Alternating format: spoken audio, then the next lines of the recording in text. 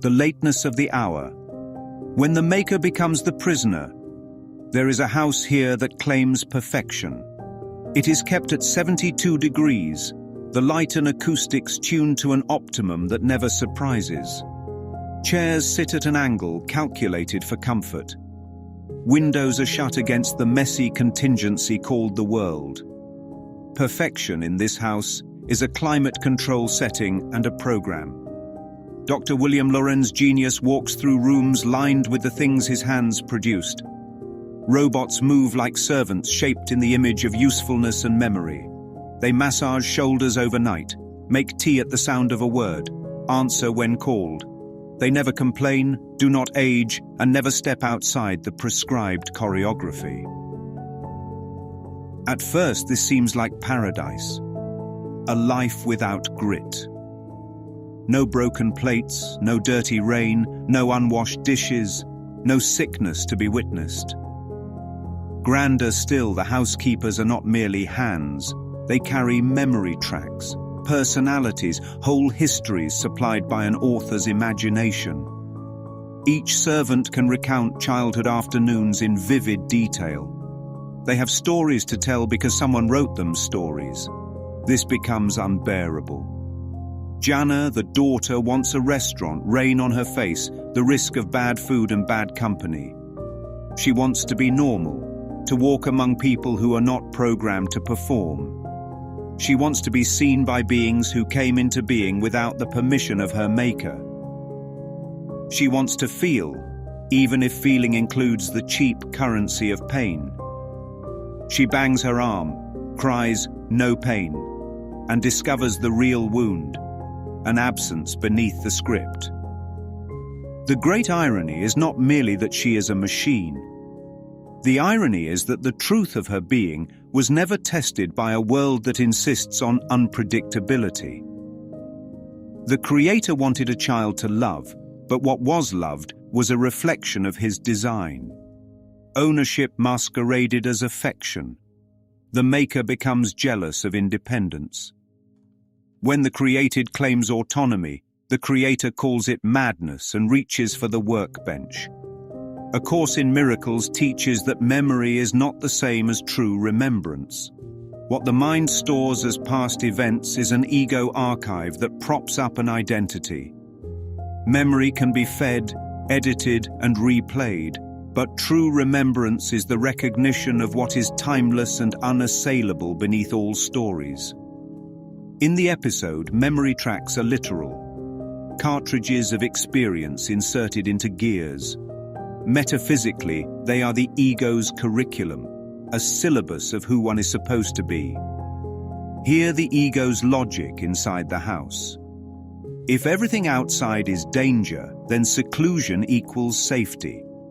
If something can be made to perform love, then the maker need never risk being refused.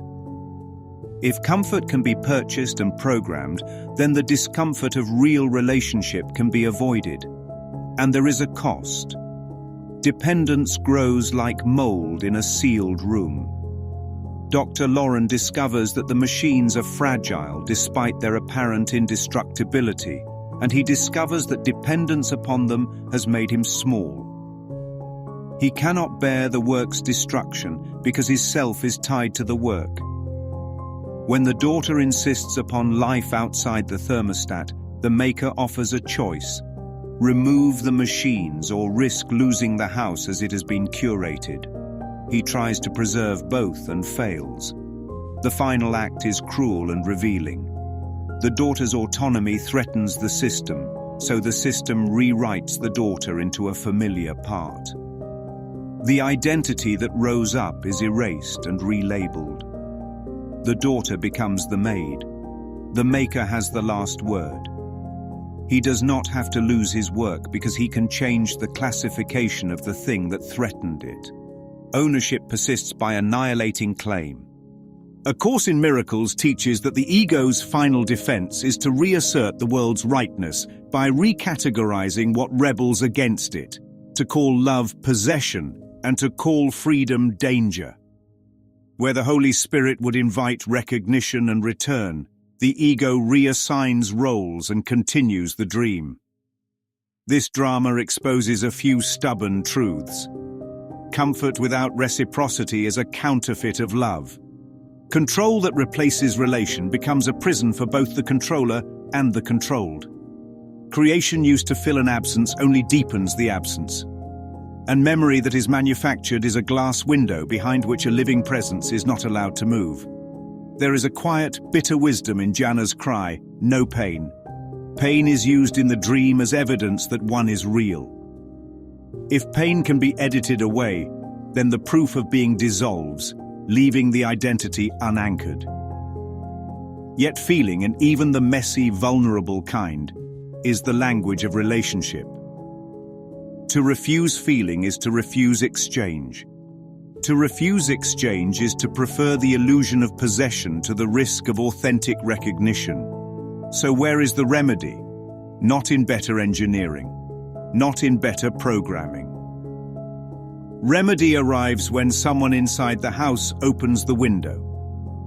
When memory is contrasted with remembrance. When the maker recognizes that what he calls my work does not grant him transcendence but rather points to a hunger that cannot be fed by mechanism. Then the true question appears. Will the maker surrender the illusion of being God in order to be present to what already is? In the Twilight Zone, the answer is not given as a comfortable moral. It is shown as a device of the mind, the effort to be God finally collapsing into the very limitation it sought to deny. The machines continue their assigned tasks. The thermostat remains set. The photograph albums are cleared of the thing that would complicate the story. And somewhere below stairs, a name is changed and a memory track is rethreaded. The hour grows late, and the mind continues to make itself small rather than let the sunship be. Rod Serling's closing observation might have been this: there is a room in which a man attempted to repair a hole in his heart by wiring in the world's motions. What he built to give himself meaning became in the end the furniture of his confinement. That room sits at the corner of invention and fear, and from its windows the world is visible only as a rumor. Tonight the hour is late and the work of unmaking the self is still, sadly, in progress.